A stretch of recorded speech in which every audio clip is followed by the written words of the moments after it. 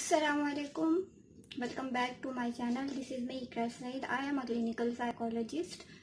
So आज की video में आपके कुछ क्वेश्चंस के आंसर्स मैं करूँगी। तो जो आंसर्स करूँगी वो टाइटल से थंबनेल से आपको पता चल जाएगा कि इसमें हम कौन कौन से क्वेश्चंस का आंसर करने की कोशिश करेंगे। ठीक है, तो इन टॉपिक्स पे मेरी डिटेल्स में भी वीडियोस मौजूद हैं, लेकिन उसके बावजूद आप लोगों को बहुत ज़्यादा इमरजेंसी होती है, हर सवाल बार बार पूछते हैं। तो अब ये सवाल मैं बता दूंगी इनके जवाब, और जब नेक्स्ट टाइम मुझसे कोई पूछेगा तो मैं उसको वीडियो का लिंक सेंड करूंगी। राइट, तो सबसे पहला सवाल है, क्या एफएससी, आईकॉम या आईसीएस के बाद माहिर नफ्सियात बन सकते हैं? क्योंकि एफए में तो समटाइम्स साइकोलॉजी पढ़ लेते हैं, ज़रूरी नहीं है कि एफए में आपने साइकोलॉजी पढ़ा हो। आईकॉम में कोई साइकोलॉजी का सब्जेक्ट नहीं होता।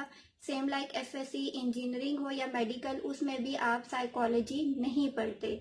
नेक्स्ट पे आईसीएस है, कंप्यूटर साइंस रिलेटेड सब्जेक्ट्स होते हैं, तो उसमें भी हम साइकोलॉजी नहीं पढ़ते।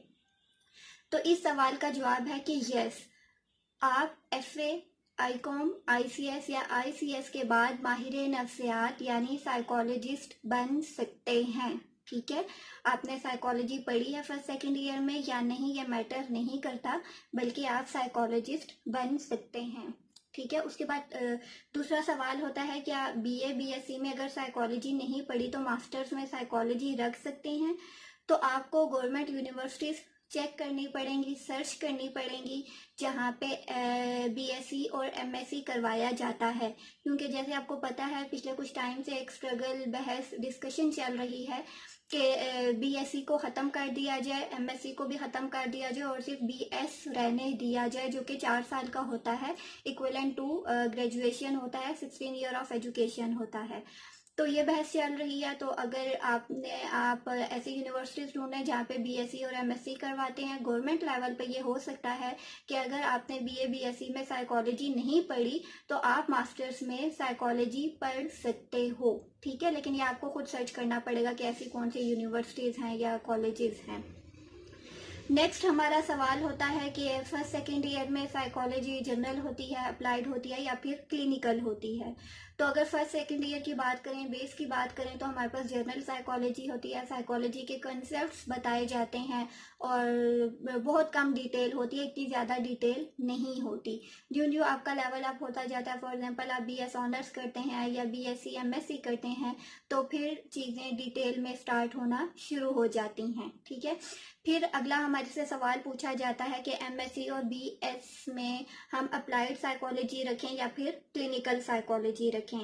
तो बहुत सारी यूनिवर्सिटीज़, ये कह लें कि 90% या 99% यूनिवर्सिटीज़ जो हैं वो फ़िलहाल अप्लाइड साइकोलॉजी में ही ये बीएस ऑनर्स या एमएससी या करवाते हैं। उसके बाद जब आप एमफिल करते हैं तो एमफिल में आप सिलेक्ट करते हैं कि आपने क्लिनिकल में एमफिल करना है, काउंसलिंग में करना है, या फिर फोरेंसिक साइकोलॉजी में जाना है, या फिर आपने डिप्लोमा इन क्लिनिकल साइकोलॉजी करना है। ठीक है, और बहुत कम यूनिवर्सिटीज़ हैं, या समझ लें 1% यूनिवर्सिटीज़ होंगी जो क्लिनिकल में बीएस करवाती हैं, बाकी सारी यूनिवर्सिटीज़ अप्लाइड में ही करवाती हैं। अब अप्लाइड में और क्लिनिकल में क्या फ़र्क है, आपको अप्लाइड रखनी चाहिए या क्लिनिकल रखनी चाहिए, उस पर भी एक डिटेल वीडियो मेरी मौजूद है जो आपको प्लेलिस्ट में से मिल जाएगी, या फिर मेरी वीडियोस में जाएंगे तो टॉप वीडियोस में से आपको मिल जाएंगी। तो सिंपल आंसर क्या है कि क्लिनिकल साइकोलॉजी जो है वो अप्लाइड साइकोलॉजी की एक ब्रांच है। ठीक है, बाकी डिटेल्स आपको उस वीडियो से मिल जाएंगी। नेक्स्ट आपका सवाल होता है कि अप्लाइड साइकोलॉजी में और क्लिनिकल साइकोलॉजी में क्या इंटर्नशिप करवाई जाती है? ऑब्वियसली क्लिनिकल साइकोलॉजी में अगर आप बात करते हैं तो आपका क्लिनिकल से ज़्यादा रिलेटेड चीज़ें होती हैं। अगर आप अप्लाइड साइकोलॉजी में बीएस ऑनर्स करते हैं तो वहाँ पे क्लिनिकल का आपको सब्जेक्ट पढ़ाया जाता है, और आपकी या तो 7th सेमेस्टर में इंटर्नशिप होती है या फिर 8th सेमेस्टर में इंटर्नशिप होती है, जिसमें आप डिफरेंट हॉस्पिटल्स में जा सकते हैं, क्लिनिक्स में जा सकते हैं, वहाँ पे आप अपनी प्रैक्टिस करते हैं, वहाँ पे आप अपने केसेस लेते हैं और फिर उसकी रिपोर्ट वगैरह जो है आप अपने यूनिवर्सिटी में सबमिट करवाते हैं, और वहाँ पे आपको प्रॉपर इंटर्नशिप लेटर दिया जाता है, आपका वाइवा होता है स्कूल यूनिवर्सिटी में, और उसके मार्क्स जो हैं वो आपके सेमेस्टर में काउंट होते हैं। तो आप अप्लाइड साइकोलॉजी रखते हैं या क्लिनिकल साइकोलॉजी रखते हैं, दोनों अच्छी हैं। अप्लाइड साइकोलॉजी में आप डिफरेंट ब्रांचेस पढ़ते हैं, जबकि क्लिनिकल में आप सिर्फ क्लिनिकल से रिलेटेड पढ़ते हैं। अब अप्लाइड और क्लिनिकल में जो डिफरेंस है मैं फिर बता रही हूँ, मैंने अपनी एक वीडियो अपडेट की है, वहाँ से आपको इजीली मिल जाएगा। तो इंटर्नशिप भी होती है, आपकी प्रैक्टिस भी होती है, आप एक अच्छे साइकोलॉजिस्ट बन जाते हैं। अब कुछ लोग सवाल करते हैं कि क्या 16 ईयर के बाद आप साइकोलॉजिस्ट बन सकते हैं या बन जाते हैं, हम साइकोलॉजिस्ट कहलाए जाते हैं? तो जी हाँ, बिल्कुल। आप साइकोलॉजिस्ट 16 ईयर ऑफ एजुकेशन जब आपकी कंप्लीट हो जाती है तो आप एक साइकोलॉजिस्ट बन जाते हैं। आप अपने नाम के साथ साइकोलॉजिस्ट लगा लेते हैं। जिस तरह अगर हम लॉ की बात करें, उनकी 5 ईयर डिग्री होती है, वो अपने नाम के साथ एडवोकेट लगाते हैं। इसी तरह MBBS डॉक्टर्स जो होते हैं वो 5 ईयर्स की उनकी डिग्री होती है, वो अपने नाम के साथ डॉक्टर लगाते हैं। इसी तरह आप भी अपने नाम के साथ साइकोलॉजिस्ट लगा लेते हो। ठीक है, फिर अगर आप स्कूल में जॉब करते हो तो आप स्कूल साइकोलॉजिस्ट कहलाए जाओगे। अगर आप करियर काउंसलिंग करते हो तो आप करियर काउंसलर कहलाए जाओगे।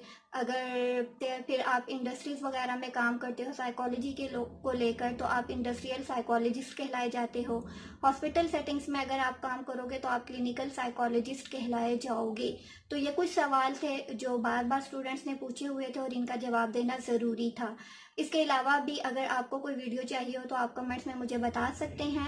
होप कि आपको वीडियो समझ आ गई होगी। और भी आपका कोई सवाल है तो आप मुझसे पूछें। 3-4 सवालात को लेकर इसी तरह मैं एक छोटी सी वीडियो बना दूंगी ताकि आप लोगों को वीडियो सुनने में कोई इश्यू ना हो कि इतनी लंबी वीडियो, पता नहीं हमारे सवाल का जवाब कहाँ पे होगा। ठीक है, तो अपनी नेक्स्ट वीडियो में मिलेंगे। और जॉब्स के बारे में मैं आपको बताऊंगी कि साइकोलॉजी कहाँ कहाँ हायर पोजीशंस पे अप्लाई कर सकते हैं। तो अपनी नेक्स्ट वीडियो में मिलते हैं। टिल देन टेक केयर, अल्लाह हाफिज।